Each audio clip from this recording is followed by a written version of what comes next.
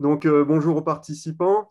Donc, je vais commencer. Huguette et moi allons vous faire un état des lieux de la lutte contre le frelon asiatique en Auvergne-Rhône-Alpes. Je vais commencer par vous faire un petit rappel de la réglementation sur le frelon asiatique. Et puis, je vous présenterai la situation sanitaire régionale avec le bilan de la campagne 2020. Et ensuite, Huguette prendra le relais avec les méthodes de lutte et de protection des ruchers et terminera sur les perspectives. Donc, depuis du frelon asiatique en France en 2004, il y a eu plusieurs textes législatifs et réglementaires qui ont été adoptés au niveau européen et national dans l'objectif de limiter sa diffusion et de favoriser la lutte. Le frelon asiatique est classé danger sanitaire de deuxième catégorie pour l'abeille sur tout le territoire français et classé aussi espèce exotique envahissante préoccupante au niveau européen. Et par l'instruction de la note de la DGL du 10 mai 2013, l'État, le ministère de l'Agriculture, par délégation de mission, a confié la surveillance et la lutte contre le frelon asiatique aux organismes à vocation sanitaire, aux OVS. Et en AURA, en Auvergne-Rhône-Alpes, c'est la FRGDS qui a la charge de la mise en œuvre de cette mission par le biais de ses sections départementales, que ce soit les sections apicoles ou les GDSA affiliés. Depuis 2014, un plan de lutte initialement en partenariat avec la Fredon a été mis en place en région Auvergne-Rhône-Alpes et à partir de 2020, le plan qui est soutenu par la DRAF est complètement piloté par la FRGDS sur l'ensemble du territoire Aura, la Fredon s'étant dessaisie du dossier avec la restructuration des OVS. Ce plan vise notamment à repérer et à faire détruire le maximum de nids de frelons asiatiques grâce à un réseau d'acteurs, que ce soit les animateurs, les référents ou les désinsectiseurs, et pour ces deux derniers qui sont gérés au niveau départemental. Donc l'animateur régional ou départemental coordonne le réseau de référents, il y en a à peu près 500 à l'échelle de la région, pour détecter et identifier les nids de frelons asiatiques avant leur destruction. Et la destruction est confiée à des professionnels agréés à l'utilisation d'insecticides euh, avec, qui sont gérés et mandatés par la section apicole du GDS départemental avec qui ils conventionnent et, annuellement et signent une charte de bonne pratique.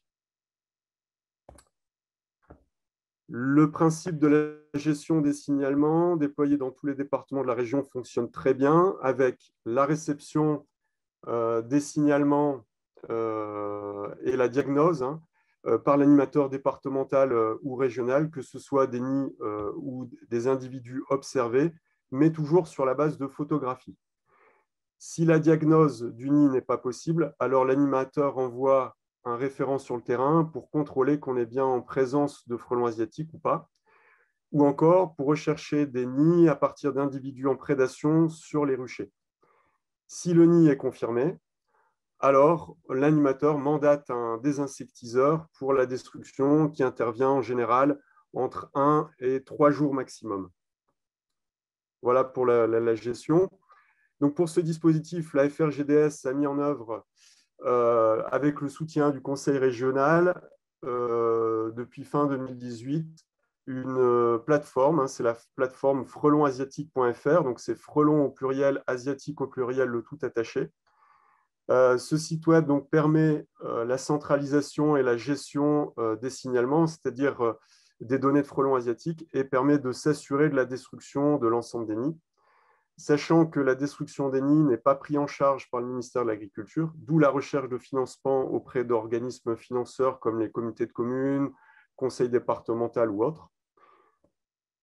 Et ce site grand public qui peut faire donc des signalements sur la plateforme, sensibiliser avec des pages comme sur la droite, sur la biologie de l'abeille, sur l'identification du frelon asiatique, le rappel de la réglementation, les dispositifs en place de lutte, etc. Alors, au niveau du bilan de la campagne 2020, alors même si la région Auvergne-Rhône-Alpes est moins impactée que les régions en façade océanique, On voit bien que la montée en puissance du frelon asiatique depuis 2014, hein, avec 33 nids découverts, et en 2020, avec près de 2900 nids, hein, si on comptabilise les signalements qui arrivent encore aujourd'hui pour des nids de 2020. On peut dire que 2020 est une année record, hein, avec une explosion du frelon asiatique, que ce soit en nombre de signalements, puisqu'on a géré près de 4300 signalements à travers la plateforme pour l'ensemble de la région. C'est aussi une explosion au niveau du nombre de nids découverts, on l'a vu, ou encore en termes d'impact sur les colonies ruchées, puisque quasiment tous les apiculteurs ont été touchés avec de nombreux signalements de prédation sur les ruches, mais aussi par le travail mené par les différentes sections apicoles, et notamment pendant le pic de charge à l'été-automne, où le développement des nids est à son apogée et où il y a eu énormément de signalements. Sur le graphe de droite, qui représente en fait l'évolution du nombre de nids découverts depuis 2010 pour chaque département, donc on trouve en bas en fait les données précédentes, hein, de la diapo précédente. On voit bien que l'évolution est purement exponentielle et avec une nette augmentation pour l'ensemble des départements de la région. Alors, le facteur essentiel à cette croissance, c'est le climat de l'année 2020, hein, qui a été très favorable aux frelons asiatiques, avec un hiver 2019-2020 relativement doux, hein, le plus chaud enregistré par Météo France depuis le début du XXe siècle, et un printemps clément avec de bonnes ressources alimentaires qui a permis un nombre plus important de frelons asiatiques, mais aussi d'autres espèces d'insectes, dont les abeilles. Sur le camembert de gauche, on voit bien que tous les départements sont inégalement touchés, mais voilà. Alors historiquement, on a l'Ardèche, la Drôme qui sont très impactés, mais on a aussi l'Isère, on a l'Ain, on a le Rhône. Voilà, avec par contre, d'autres départements qui le sont moins, la Savoie, la Haute-Savoie, le Cantal, la Haute-Loire. Donc la différence est surtout liée, enfin, qui peut être expliquée par la géographie et le climat associé des différents territoires. Sur cette présentation, concernant la gestion des nids, on a ici donc un tableau pour chaque département, le nombre de nids découverts, le nombre de nids détruits, et le ratio a permis de calculer le taux de destruction qui est pour l'ensemble de la région de 72%, ce qui est plutôt correct, hein, compte tenu de la disparité entre les différents départements, principalement du fait de la présence de financement ou non localement pour la destruction, sachant que les nids non détruits correspondent soit aux nids non financés, c'est-à-dire que tout simplement il n'y a pas eu de financement, ou alors parce que le budget est atteint avant la fin de saison, soit parce que les nids sont trop hauts, hein, à plus de 30 mètres de haut, ou encore en terrain complètement inaccessible, ou alors que les nids en fait sont découverts trop tard après la chute de la frondaison, donc après fin novembre, date à laquelle en fait il y a eu l'arrêt des interventions de destruction pour quasiment l'ensemble des départements. Et à partir de début décembre, en fait, on n'avait plus de mandatement de destructeurs. Le nombre de nids découverts donc après fin novembre et qui correspondent tous à des nids non détruits, hein, ce sont des nids vides ou des nids tout au moins désertés par les futures fondatrices, représente environ 15% du nombre de nids total de la saison. On peut dire dans l'ensemble qu'on a une bonne gestion de la destruction par le biais de la plateforme qui permet un travail centralisé et un gain de temps au niveau local, avec toutefois des limites, les territoires qui ne sont pas financés au niveau de la destruction, la recherche de nids qui est souvent chronophage, surtout en milieu boisé, et plus encore en 2020 où le contexte Covid a limité le déplacement des référents sur le terrain. Au 30 mars, donc à l'heure actuelle, on n'a quasiment aucun signalement de la présence des gynes, c'est-à-dire les futures fondatrices de nids primaires. Mais bon, ça ne saurait tarder malheureusement avec le printemps qui s'installe et la hausse des températures. L'objectif de cette année, ça va être de poursuivre les efforts de la destruction des nids, hein, qui reste, il faut le rappeler, le moyen le plus efficace pour gérer la pression du frelon asiatique, à combiner toutefois avec la protection des ruchers par les apiculteurs, que va vous présenter maintenant Huguette et à qui je laisse la main.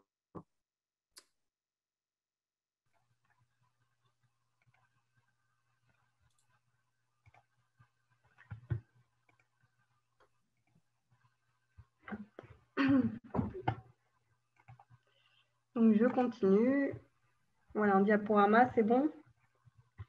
Donc, je vais faire un point sur les méthodes de lutte et de protection des ruchers qu'on dispose actuellement. Donc, tout d'abord, rappeler l'objectif de ces méthodes, ça va être de limiter la pression de prédation au niveau des ruchers en saison et donc de limiter le stress des colonies. Alors, pourquoi? Parce que lorsqu'on a des frelons devant les ruches, donc à partir notamment de 6-8 frelons devant les ruches, on s'est aperçu qu'on avait une réduction de moitié de l'activité de vol des abeilles au niveau de la ruche concernée.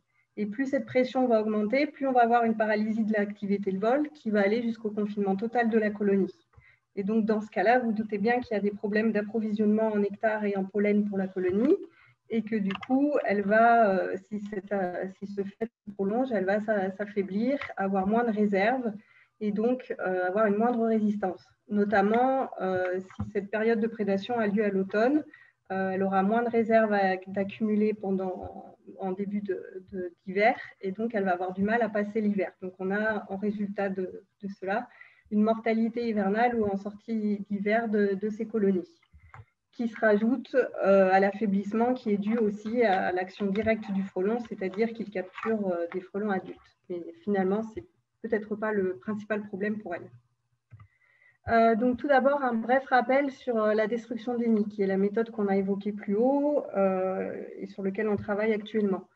Donc pour bien comprendre, il faut se rappeler qu'il y a deux types de nids. Donc au printemps, les fondatrices vont sortir de leur hivernage si elles ont survécu à l'hiver et vont commencer à bâtir des nids qu'on appelle des nids primaires, qui sont de petite taille et souvent assez bas en hauteur dans la plupart des cas, donc sous des abris, sous des toitures, dans des maisons abandonnées, etc.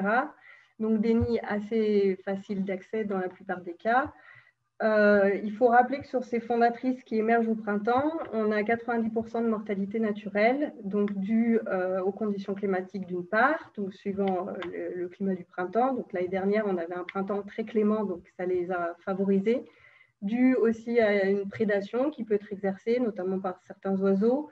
Et puis, il y a de la compétition. Alors, la compétition entre espèces, les frelons européens, par exemple, rentrent en compétition avec les frelons asiatiques, d'où l'importance de les préserver. Sachant qu'ils émergent un peu plus tardivement en saison. Et puis, il y a aussi un phénomène d'usurpation. Si on a une forte densité de fondatrices au même endroit, elles vont avoir tendance à se piquer les nids. Donc, voilà.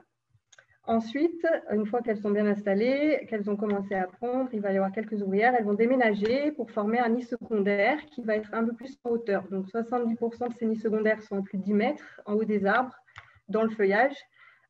Sachant qu'il y a quand même des exceptions, donc il faut rester vigilant quand on les cherche et quand même regarder où on va. Donc ces nids secondaires, comme on l'a dit plus haut, sont souvent assez difficiles de détection vu qu'ils sont au niveau du feuillage et sont découverts assez tardivement à la chute des feuilles. Cependant, on en détruit tout au long de la saison, donc de mai jusqu'à fin novembre. Alors pourquoi on s'arrête à fin novembre, décembre? Donc ça, pour rappel, à l'automne, on va avoir ponte de mâles qui vont sortir du nid de frelons pour aller féconder à l'extérieur du nid des futures fondatrices. Et ces futures fondatrices ne vont pas retourner au nid, mais vont aller hiverner donc, dans la terre, dans des abris. Donc, à ce moment-là, à partir de cette période-là, dans le nid, on n'a plus que l'ancienne fondatrice qui va être emmenée à mourir et puis quelques ouvrières qui vont être amenées à mourir aussi. D'où le manque d'intérêt de détruire les nids quand les premiers froids arrivent en hiver. Alors, comment on peut les rechercher, ces nids? Donc, il y a une méthode qui est peu coûteuse, qui demande un peu de personnel et surtout du temps, c'est la triangulation. Donc, on essaye de faire une formation avec la FRGDS SORA à l'automne sur cette méthode. qui est finalement assez ludique. Il va falloir attraper des frelons à l'aide d'un appât sucré dans un piège et puis les relâcher à différents endroits en essayant de suivre visuellement ou avec à l'aide de jumelles leur ligne de vol. Une fois qu'on aura déterminé plusieurs lignes de vol, donc ça peut prendre un peu de temps, il faut en relâcher plusieurs sur la même ligne de vol, on va les croiser et ainsi on obtiendra un secteur de recherche un peu plus restreint pour trouver le nid. Les autres techniques, c'est de la technologie, souvent, donc c'est assez coûteux. C'est surtout utilisé lors d'expérimentations, donc pour la recherche, pour l'instant, et c'est encore actuellement en cours de développement. Donc, brièvement, on a le radar harmonique qui est quand même du matériel assez encombrant, qui est très pratique, mais il ne faut pas qu'il y ait trop d'obstacles. On a la radiotélémétrie qui est aussi assez efficace, mais qui est chronophage, coûteux et puis réglementé. Et puis, il y a eu pas mal d'utilisation de caméras thermiques, mais jusqu'à maintenant, c'est encore une méthode à perfectionner parce qu'on a souvent des faux positifs. Ce n'est pas si évident de détecter les nids en journée dans le feuillage par la chaleur qu'ils dégagent. Et il y a en cours de développement de l'associer à un drone pour pouvoir se rapprocher au plus près du feuillage et faciliter la détection de ces nids. Donc, tout ça, ça reste des méthodes encore en développement. Qui c'est qui doit détruire les nids? Donc, à part pour les nids primaires qui quelquefois sont facilement destructibles, pour les nids secondaires, il est quand même toujours conseillé de faire appel à des désinsectiseurs professionnels, donc qui ont le certibiocide s'ils utilisent des insecticides et si possible qui adhèrent à la charte de bonne pratique. Donc, comme on l'a dit plus haut, c'est une charte qu'ils signent après avoir suivi une formation délivrée par la FRGT SORA et qui les forme à la destruction spécifique des nids de frelons asiatiques. Et donc, cette charte les encourage à insister sur 3 points. Au niveau de la sécurité, donc avoir un matériel adapté, donc notamment des lunettes de protection pour la projection de venin qu'il peut y avoir dans les yeux, une combinaison quand même assez épaisse, les protections respiratoires, c'est surtout pour les insecticides, et puis d'établir un périmètre de sécurité assez conséquent pour les personnes qui se trouvent à proximité du nid, puisque ça peut vite devenir dangereux et rendre les frelons asiatiques agressifs. Le mode opératoire, donc si possible de nuit ou au lever du jour, quand tous les frelons sont dans le nid, puisque la nuit, ils sont dans leur nid, en injectant l'insecticide à l'intérieur du nid et pas seulement en surface pour que ça soit efficace.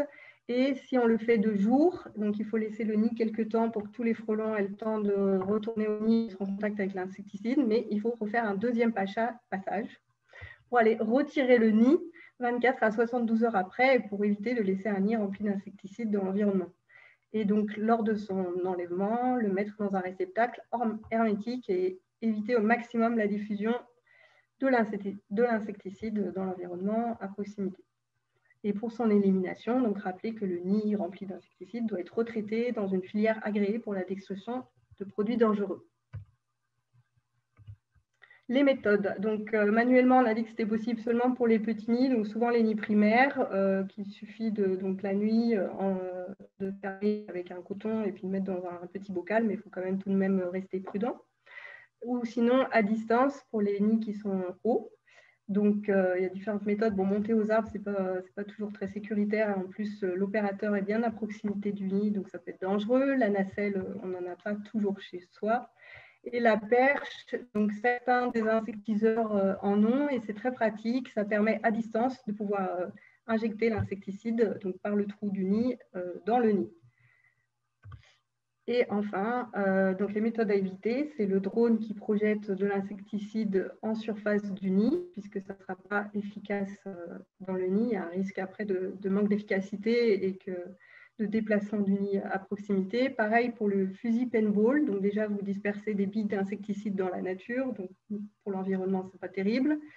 Et ensuite, niveau efficacité, il peut y avoir des ratés. Et à ce moment-là, il faudra revenir plus tard parce qu'il y aura eu un nid qui sera formé à proximité si la fondatrice a survécu. Et le fusil à plomb, il y a encore plus de risques d'inefficacité et vous dispersez des plombs et ça peut être dangereux pour l'opérateur qui explose le nid. Les méthodes au niveau des substances utilisées, donc actuellement, c'est principalement des insecticides de la famille des pérétrinoïdes, donc en poudre ou sous forme liquide. Le but, c'est quand même d'éviter au maximum leur diffusion dans l'environnement. puisque c'est toxique pour l'environnement, c'est toxique pour l'homme, il y a des persistances, c'est des substances à utiliser de façon raisonnée. Donc après, avant, on disposait du dioxyde de soufre, il y avait une dérogation en 2013, mais qui a été interdit par la suite du fait qu'il est dangereux à manipuler, notamment à cause des inhalations que les personnes peuvent en avoir. Donc pour l'instant, c'est interdit, donc à voir dans l'avenir si ça sera réautorisé, mais ça serait un peu moins toxique pour l'environnement. Et enfin, il y a des substances naturelles comme la terre de diatomée qui agissent par abrasion de la cuticule des insectes en partie. Après, ça agit plus lentement, c'est un peu moins efficace que le reste, donc c'est très peu utilisé pour l'instant. Les méthodes à éviter, c'est les méthodes dangereuses, donc type explosif, type température, avec le feu. Il y a aussi les méthodes dont on entend parler où on dispose des insecticides, donc soit sur un appât que le frelon devrait ramener au nid, soit sur le frelon directement qui devrait repartir au nid. Le problème, c'est qu'on ne sait pas vraiment ce qu'il advient de cet appât ou du frelon. S'il y a un prédateur qui passe en route, si le frelon a décidé de repasser par une ruche avant de rentrer. Donc, c'est quand même, niveau protection de l'environnement, assez limite comme technique. Et l'efficacité n'en est pas démontrée. Donc ça, c'était pour la destruction des nids. Maintenant, les autres méthodes, c'est d'abord qu'on peut essayer d'éviter le frelon asiatique, donc en déplaçant ses colonies. Le but étant soit de regrouper des petits ruchers en plus gros ruchers pour en quelque sorte diluer la pression de prédation et ainsi avoir une pression de prédation moindre par ruche, soit d'emmener les ruches à un endroit où il n'y a pas de frelon asiatique, donc souvent un petit peu en altitude, dans des secteurs qui sont préservés. Bon, j'admets que ce n'est pas toujours souvent pratique à réaliser, suivant le nombre de ruches qu'on a et des terrains qu'on dispose, ce n'est pas souvent le plus évident à faire. Mais si c'est possible, il faut le faire. Donc ça, c'était pour éviter le frelon asiatique. Si on ne peut pas éviter, on va essayer de réduire le stress des colonies. Donc, pour réduire le stress des colonies, on peut utiliser des réducteurs d'entrée de ce type qui réduisent l'entrée et empêchent le frelon de rentrer dans la ruche. Alors, ces réducteurs d'entrée sont bien, par contre, ils n'empêchent pas donc, la prédation puisqu'ils empêchent juste le frelon de rentrer dans la ruche. Et ils peuvent gêner en période de forte mêlée les allées et venues des butineuses et de même, ils peuvent gêner en période de reproduction à la sortie des mâles pour le vol de fécondation. Donc, ils sont plutôt à utiliser en fin de saison, à la fin des mielés, donc plutôt à l'automne. Il y a aussi la technique de laisser des herbes hautes. Donc là, il n'y a pas eu d'études dessus, mais on imagine bien que ça pourrait perturber un peu le frelon lors de sa prédation, notamment lors de son vol stationnaire à l'entrée des ruches et de déstabiliser un peu. C'est assez facile à faire aussi. Pour réduire le stress des colonies, il y a aussi tout ce qui est muselière et cabane grillagée. Donc le but de ces techniques, c'est de mettre de la distance entre les frelons et l'entrée de la ruche. Comme ça, les abeilles se sentent un peu moins oppressées et sont un peu moins stressées et osent plus sortir. En plus, elles ont le temps de prendre plus de vitesse, donc c'est un peu plus difficile pour le frelon de les attraper. Donc, il en existe différentes sortes. Et il a été montré, donc là, il y a eu des études de fait, que ça pouvait diminuer de 41% la paralysie vol d'une ruche et donc d'augmenter de 50% à peu près la probabilité de survie d'une colonie. Donc, c'est une méthode à ne pas négliger et à utiliser si c'est possible, puisqu'elle a une réelle efficacité. Ensuite, le piégeage. Alors, le piégeage, qu'est-ce qu'un piège idéal? Donc, pour rappeler, c'est un piège qui va devoir être attractif, c'est-à-dire attirer le plus grand nombre de frelons possible, donc ça, notamment grâce à l'appât, sélectif, donc attirer que des frelons asiatiques et pas d'autres insectes, donc ça va être grâce à l'appât et au contenant, et ça détermine un peu l'impact sur l'environnement du piège, c'est important. Et le piège le plus durable dans le temps, donc ça, c'est souvent grâce à l'appât qu'on s'est déterminé.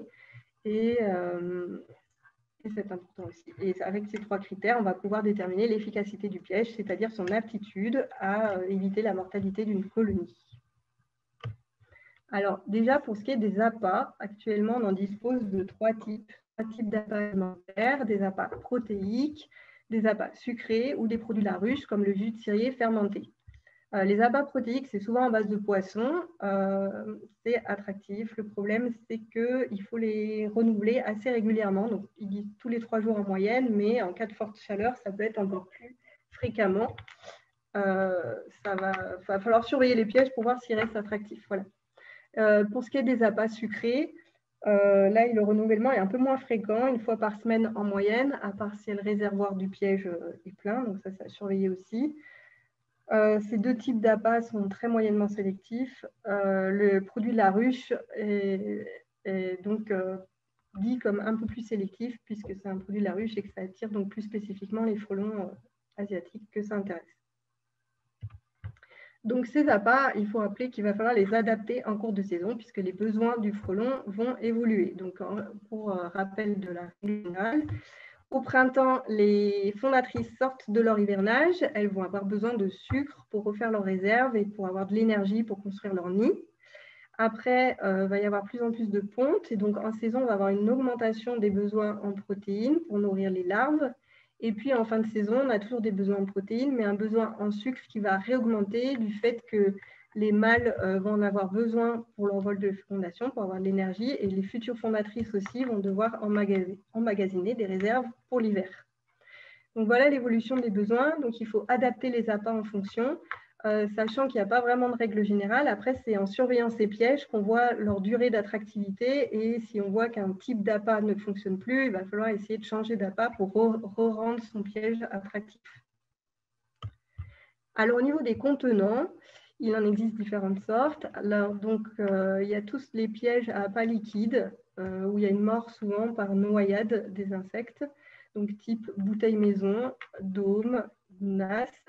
Donc, ces pièges qui sont très utilisés, même s'il peut y avoir des adaptations faites pour les rendre plus sélectifs, donc notamment des cailloux, des mousses pour que les insectes ne se noient pas, des petites routes percées pour que les petits insectes puissent ressortir. Il reste quand même globalement d'une très faible sélectivité, hein, de l'ordre de 1% lorsqu'on n'est pas dans une zone à forte pression de prédation. Donc, parce que forcément, plus vous allez être en endroit où vous avez du frelon, plus la sélectivité va augmenter. Donc, ils ne sont pas forcément à privilégier. Et aussi du fait que les insectes qui séjournent, même s'ils arrivent à ressortir, restent dans un récipient où il y a pas mal d'humidité, de chaleur, donc on suspecte qu'ils ne ressortent pas indemnes. Donc, ça reste des pièges assez impactants pour la biodiversité. Alors, il y a eu une autre sorte de piège qui a été imaginé par la suite, c'est les pièges type boîte avec cône d'entrée sélectif.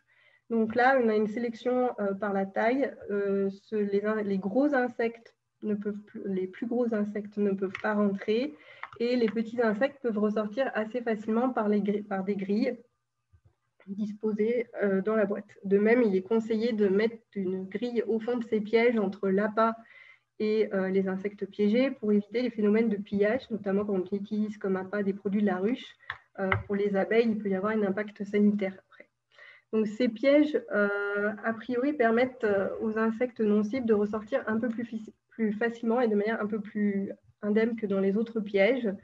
Donc actuellement, beaucoup les privilégient.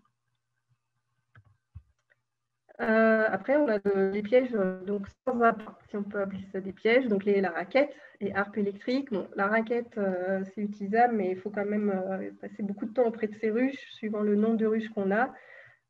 Donc on dit qu'il faudrait détruire plus de 75% des ouvrières d'un nid de frelons asiatique pour qu'il y ait un réel impact sur la colonie. Donc autant dire qu'il faut passer quand même beaucoup de temps devant ces ruches. Donc ça peut fouler, mais si on n'a pas le temps, ce n'est pas la peine. Et puis sinon, on peut utiliser les harpes électriques. Ça reste assez coûteux comme dispositif. Il n'y a pas eu vraiment d'études de fait sur leur efficacité. Il faut les placer à proximité des ruches. Le frelon pourrait s'habituer après à éviter la trajectoire. Ça reste à vérifier.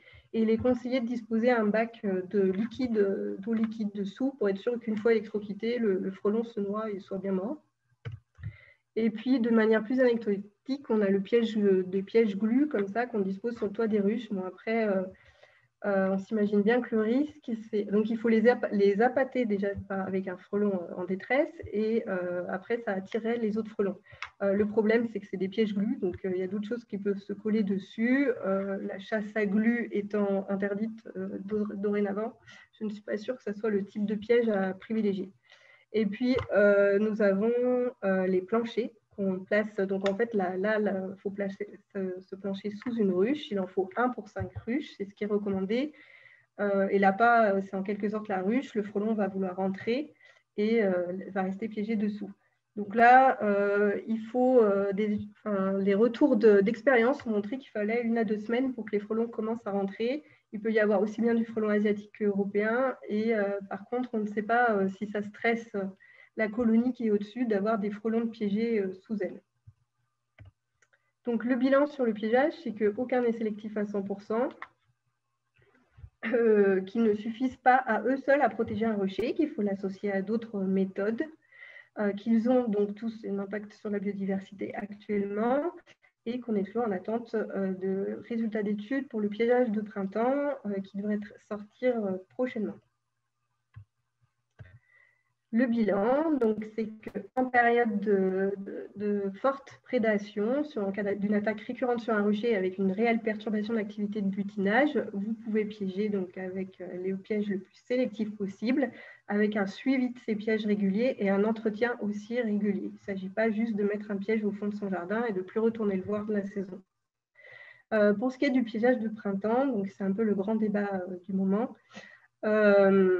Il est à réaliser, donc c'est le piégeage qui concerne la période de février à mai. Normalement, il faut l'arrêter quand on commence à attraper des fondatrices de frelons européens, puisqu'il faut le préserver.